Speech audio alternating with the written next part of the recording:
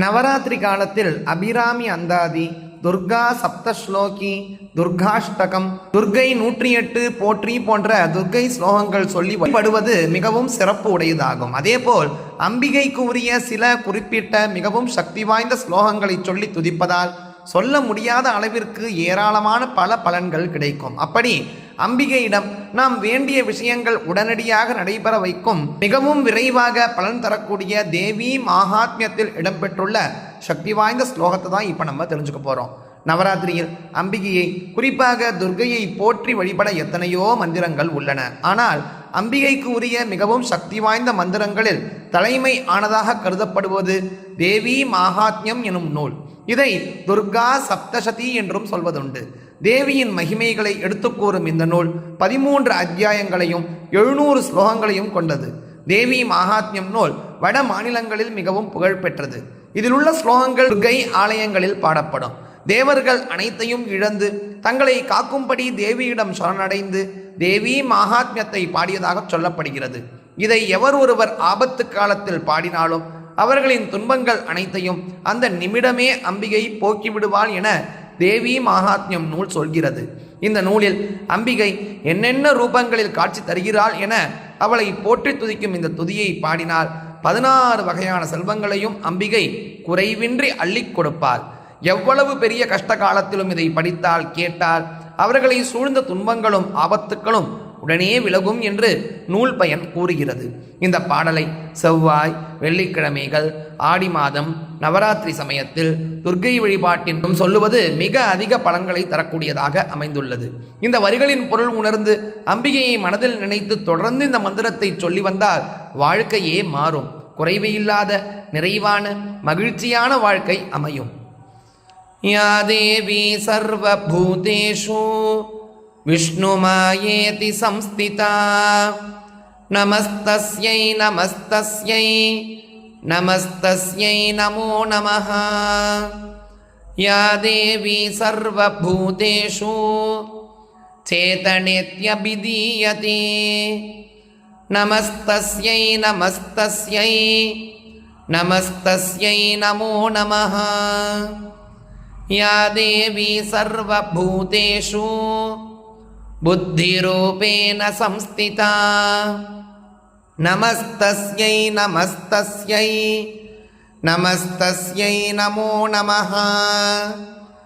யா தேவி சர்வபூதேஷு நித்ராரூபேண சம்ஸ்திதா நமஸ்தஸ்யை நமஸ்தஸ்யை நமஸ்தஸ்யை நமோ நமः.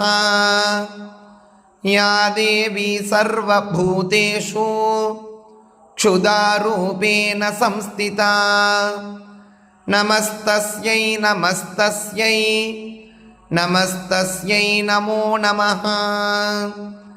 யா தேவி சர்வபூதேஷு ಛಾಯಾரூபேண சம்ஸ்திதா நமஸ்தஸ்யை நமஸ்தஸ்யை நமஸ்தஸ்யை நமோ நமः. யா தேவி சர்வபூதேஷு சக்திரூபேண சம்ஸ்திதா நமஸ்தஸ்யை நமஸ்தஸ்யை நமஸ்தஸ்யை நமோ நமः. யா தேவி சர்வபூதேஷு திருஷ்ணாரூபேண சம்ஸ்திதா நமஸ்தஸ்யை நமஸ்தஸ்யை நமஸ்தஸ்யை நமோ நமः. யா தேவி சர்வபூதேஷு க்ஷாந்திரூபேண சம்ஸ்திதா நமஸ்தஸ்யை நமஸ்தஸ்யை நமஸ்தஸ்யை நமோ நமः.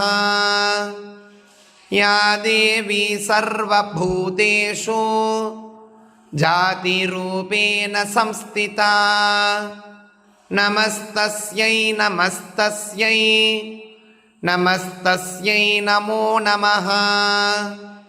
யா தேவி சர்வபூதேஷு லஜ்ஜாரூபேண சம்ஸ்திதா நமஸ்தஸ்யை நமஸ்தஸ்யை நமஸ்தஸ்யை நமோ நமः. या देवी सर्वभूतेषु शान्तिरूपेण संस्थिता नमस्तस्यै नमस्तस्यै नमस्तस्यै नमो नमः। या देवी सर्वभूतेषु श्रद्धारूपेण संस्थिता नमस्तस्यै नमस्तस्यै नमस्तस्यै नमो नमः। या देवी सर्वभूतेषु कान्तिरूपेण संस्थिता नमस्तस्यै नमस्तस्यै नमस्तस्यै नमो नमः।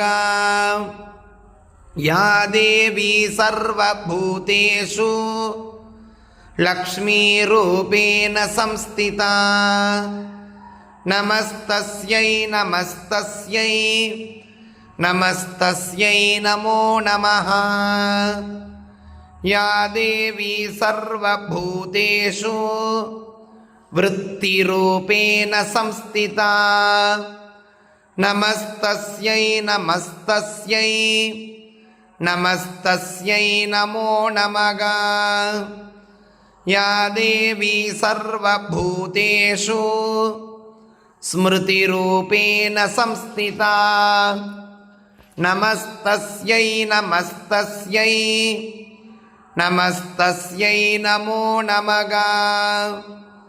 या देवी सर्वभूतेषु दयारूपेण संस्थिता नमस्तस्यै नमस्तस्यै नमस्तस्यै नमो नमः। या देवी सर्वभूतेषु तुष्टिरूपेण संस्थिता नमस्तस्यै नमस्तस्यै नमस्तस्यै नमो नमः। या देवी सर्वभूतेषु मातृरूपेण संस्थिता नमस्तस्यै नमस्तस्यै नमस्तस्यै नमो नमः। या देवी सर्वभूतेषु भ्रान्तिरूपेण संस्थिता नमस्तस्यै नमस्तस्यै नमस्तस्यै नमो नमः। इन्द्रियाणाम् अधिष्ठात्री भूतानां चाखिलेषु या भूतेषु सततं तस्यै व्याप्तिदेव्यै नमो नमः। चितिरूपेण या कृत्स्ना मेदव्याप्तस्थिता जगत् नमस्तस्यै नमस्तस्यै नमस्तस्यै नमो नमः।